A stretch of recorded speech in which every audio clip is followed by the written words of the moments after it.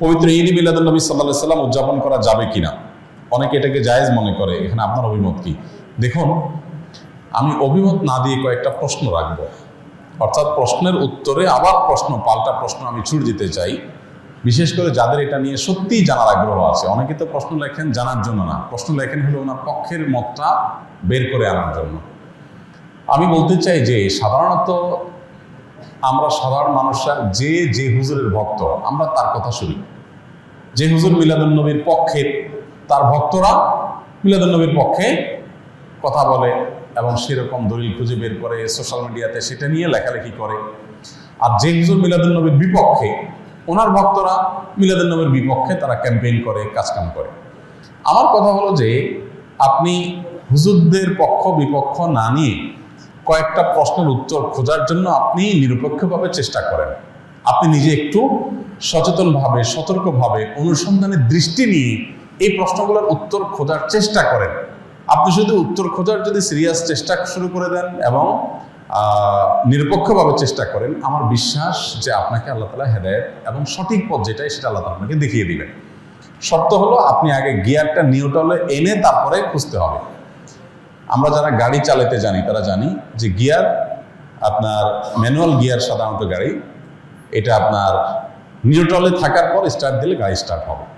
Gear একটা দিয়ে রেখে দিয়েছেন আগে, এরপর আপনি স্টার্ট দিচ্ছেন, তাহলে গাড়ি কি হবে না? স্টার্ট হবে না, গাড়ি দৌড় দিবে, লাফ দিবে, সেটা সঠিকভাবে সার্ভিস দিবে না। এখন আপনি নিজে আগে মিলাদুন্নবীর পক্ষের অথবা বিপক্ষের একটা গ্রুপের থেকে এরপরে বলতেছেন হ্যাঁ এই ব্যাপারে আপনি কি বলেন, কোরআন হাদিসে কি আছে, আপনি জানার চেষ্টা করছেন। এইভাবে আপনি আসলে সত্য জানতে পারবেন না। সত্য জানতে হলে আপনাকে নিউট্রালে থাকতে হবে যে ঠিক আছে, আমি এটা নিয়ে অনুসন্ধান চালাই, পড়াশোনা করি, স্টাডি করি এবং আমার স্টাডির পর নিরপেক্ষভাবে সত্যিটা জানার জন্য আমি চেষ্টা করি। আল্লাহ তাআলার কাছে দোয়া করি আল্লাহ যেন আমাকে হেদায়েত করেন, গাইড করেন, তাহলে আপনি ইনশাআল্লাহ সঠিক পথ পাবেন। এবার আসেন প্রশ্নগুলো কি কি। এক নম্বর প্রশ্ন হলো, নবী করিম সাল্লাল্লাহু আলাইহি সাল্লামের যেদিন জন্ম হয়েছে, মিলাদুন্নবী মানে হলো নবী সাল্লাল্লাহু আলাইহি সাল্লামের জন্ম, এটাকে কেন্দ্র করে উদযাপন, আনন্দ ইত্যাদি।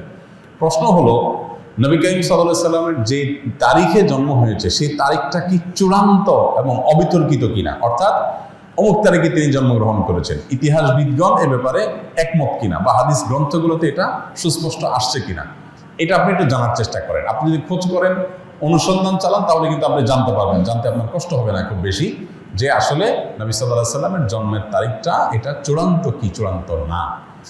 আপনি যদি অনুসন্ধান করেন, আপনি দেখতে পাবেন যে নবী সাল্লাল্লাহু আলাইহি সাল্লামের জন্মের এক্সাক্ট তারিখ নিয়ে ইতিহাসবিদদের মধ্যে নানা রকমের মত আছে। তাহলে কিভাবে আপনি চূড়ান্তভাবে একটা দিনকেই নিশ্চিত করে ধরে সেদিনকে আপনি উদযাপনে যেতে পারেন? নাম্বার এক, আপনি খোঁজার চেষ্টা করেন যে ওনার জন্মের তারিখটা এটা কি সুনির্ধারিত, অবিতর্কিত, নাকি এটা নিয়ে নানা মত আছে, আপনি একটু পড়াশোনা করার চেষ্টা করেন। নাম্বার দুই, নবী করিম সাল্লাল্লাহু আলাইহি সাল্লামের জন্মের তারিখটাকে তিনি নিজে উদযাপন করেছেন কিনা প্রতি বছর, এটা আপনি একটু জানার চেষ্টা করেন।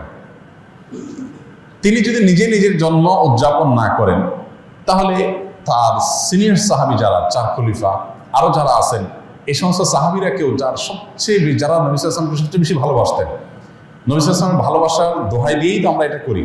তো তারা যারা নবী সাল্লাল্লাহু আলাইহি ওয়াসাল্লামকে এর ভালোবাসায় যারা উত্তীর্ণ হয়ে গেছেন, ভালোবাসায় যারা প্রমাণিত, তারা আশিকি রাসূল বলি, যেটাই বলি আমরা তথাকথিত, এই জায়গাটায় যারা ইতিমধ্যে প্রমাণিত হয়ে গেছেন, সেই সাহাবীরা যাদেরকে কোরআনে আল্লাহ সার্টিফিকেট দিয়েছেন নবী সাল্লাল্লাহু আলাইহি ওয়াসাল্লামের আনুগত্যের ব্যাপারে, ভালোবাসার ব্যাপারে, সেই মানুষগুলো নবী করিম সাল্লাল্লাহু আলাইহি ওয়াসাল্লামের জন্ম দিবস উদযাপন করেছেন কি করেন নাই, আপনি এই বিষয়ে একটু খোঁজ নেন, তথ্যপত্রগুলো ভেরিফিকেশন করেন, যাচাই করেন। তৃতীয়ত হলো যে জন্ম দিবস উদযাপনের এই কালচার কোত্থেকে আসছে, আপনি এটাও জানার চেষ্টা করেন। আপনি যদি এটা নিরপেক্ষভাবে এটা শুরু কোত্থেকে আসে দেখেন, আপনি দেখবেন এটা অগ্নি পুজো, প্রকৃতি পূজারী তাদের কাছ থেকে আসছে। এবং একসময় খ্রিস্টান ধর্মেও এই জন্মদিবস উদযাপন করাটা ব্যাপারে নিরুৎসাহিত করা হতো, নিষিদ্ধ করা হতো।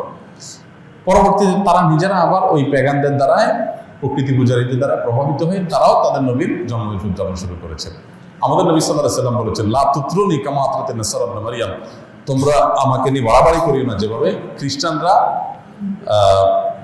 ঈসা আলাইহিস সালামকে নিয়ে বাড়াবাড়ি করেছে। অতএব নবী করিম সাল্লাল্লাহু আলাইহি ওয়াসাল্লামের মিলাদুন্নবী পালন করবেন কি করবেন না, উদযাপন করবেন কি করবেন না, সেই প্রশ্নের উত্তর আপনি পেয়ে যাবেন যদি আমার এই তিনটা প্রশ্নের উত্তর আপনি নিজে অনুসন্ধান করে জানার চেষ্টা করেন। আল্লাহ আমাকে আপনাকে আমাদের সবাইকে হেদায়েত এবং সত্যিকারের যে সঠিক পথ সেটা আল্লাহ তাআলা আমাদের সবাইকে আল্লাহ তাআলা দান করুন। ঈদ মিলাদুন নবী ও সিরাতুন নবীর মধ্যে পার্থক্য কি? মিলাদুন নবী মানে হলো নবী সাল্লাল্লাহু আলাইহি সাল্লামের জন্ম, আর সিরাতুন নবী মানে হলো নবী করিম সাল্লাল্লাহু আলাইহি সাল্লামের জীবন চরিত। তো সিরাতুন নবীর মধ্যে নবী সাল্লাল্লাহু আলাইহি সাল্লামের জন্ম, মৃত্যু, শৈশব, বেড়ে ওঠা, আল্লাহর আদেশে নিজের জীবনের সব বিষয়গুলো এর মধ্যে আছে। সিরাতুন নবী মানে জীবন ইতিহাসের মধ্যে সবই আছে। আর মিলাদুন নবী হলো সিরাতের অর্থাৎ নবী সাল্লাল্লাহু আলাইহি সাল্লাম পুরো জীবনের একটা অংশ। এটা হলো একটা পার্থক্য। আরেকটা বিষয় হলো যে মিলাদুন নবী এটা আসলে উদযাপন বা অনুসরণ করার বিষয় না। নবী সাল্লাল্লাহু আলাইহি সাল্লামের জন্মকে আমরা চাইলে অনুসরণ করতে পারবো না, যে উনি যেভাবে জন্ম হয়েছেন, যে তারিখে হয়েছেন, ওই তারিখে আমি হব, এরকম কোনো অপশন নাই তো। কিন্তু সিরাতুন নবী যেটা, এটা কি করা যায়? অনুসরণ করা যায়। নবী সাল্লাল্লাহু আলাইহি সাল্লামের জীবন চরিত দেখে সেই অনুযায়ী আমি আমার জীবনকে গঠন করলাম। তো এটা হলো মূলত আমাদের জন্য গুরুত্বপূর্ণ। আমাদেরকে নবী সাল্লাল্লাহু আলাইহি সাল্লামকে আল্লাহ দিয়েছেন তাকে অনুসরণ করার জন্য। তাকে অনুসরণ করার নামগন্ধ নাই, কিন্তু তার মহব্বতের দাবি করে আমি যাচ্ছে তা করে বেড়ালাম, তো এটা আসলে ইসলাম হতে পারে না।